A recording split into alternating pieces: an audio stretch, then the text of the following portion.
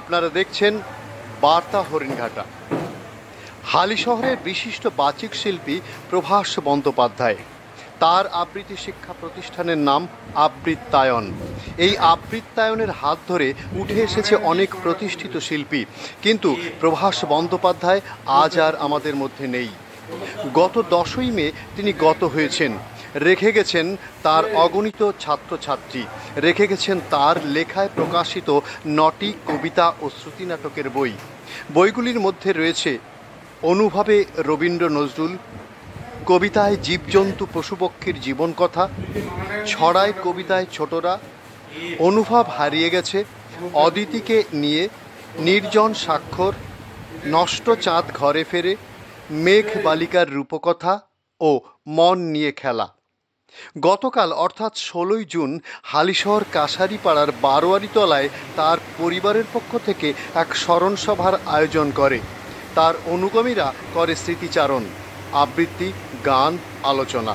উপস্থিত ছিলেন বিশিষ্ট বাচিক শিল্পী নীলাদ্রি বিশ্বাস, প্রণব গুহ, নাট্যকার অনিমেষ ভট্টাচার্য, বাঁধন সেনগুপ্ত সহ বিশিষ্ট গুণীজনেরা। ছিলেন পরিবারের সদস্যরা ও প্রাক্তন ছাত্রছাত্রীরা। দেখছেন বার্তা হরিণঘাটা।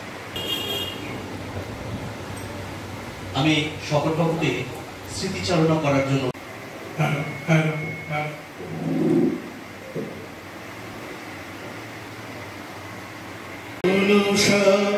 আসবে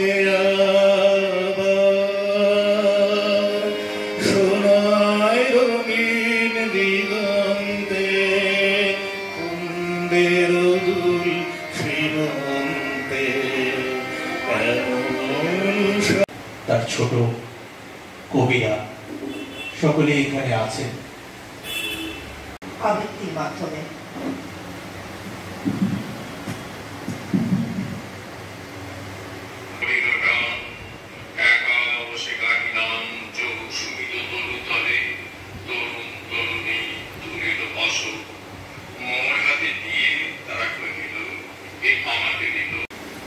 কিন্তু চলে যাওয়ার আগে তিনি যে বাগানটি তৈরি করেছেন সেটি আবৃত্তায়ন। সেই আবৃত্তায়নের প্রস্ফুটিত চারাগাছগুলি আজ তার স্মৃতিচারণের জন্য সম্মিলিত। যে আগে আবৃত্তি শোন, তারপর শিখবি। আর তারপরে তো বহু বছর, প্রায় আমি 10 বছর কাকুর কাছে শিখেছি।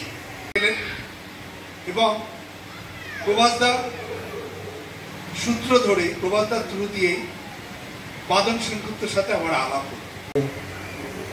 সামান্য নাচ করি। সম্ভবত সালটা 91 সাল হবে। হালিশহর হলে একটা কোনো প্রোগ্রামের জন্য এসেছিলাম।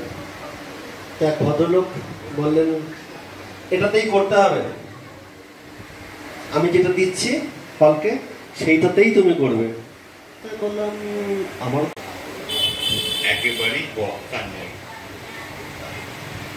শুধু আপনাদের সামনে এসে জানানো। কোনো কোনো মৃত্যু সবসময় দুঃখের হয় না, কষ্টের হয় না।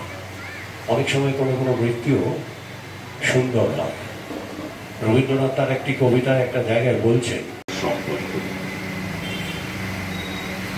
এই হলেন প্রভাসদা, বন্ধু কামদাতা।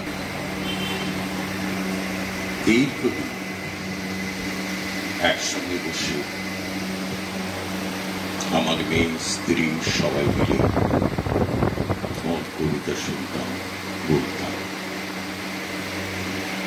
নতুন বই বেরোলে বলতে হচ্ছে যা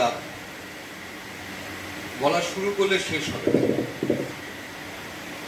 আসলে আমি তো মাস্টারমশাই বলছেন, অনেকে স্যার বলছেন, আমি তো মনুদা বলে ডাকতাম। আমাদের কাছে মনুদা ছিল। আমি মনুদার আগে আমি আরেকজনের কাছে শিখতাম, শ্যামল বাড়ি। সেখানে আমি আবৃত্তি শিখতাম।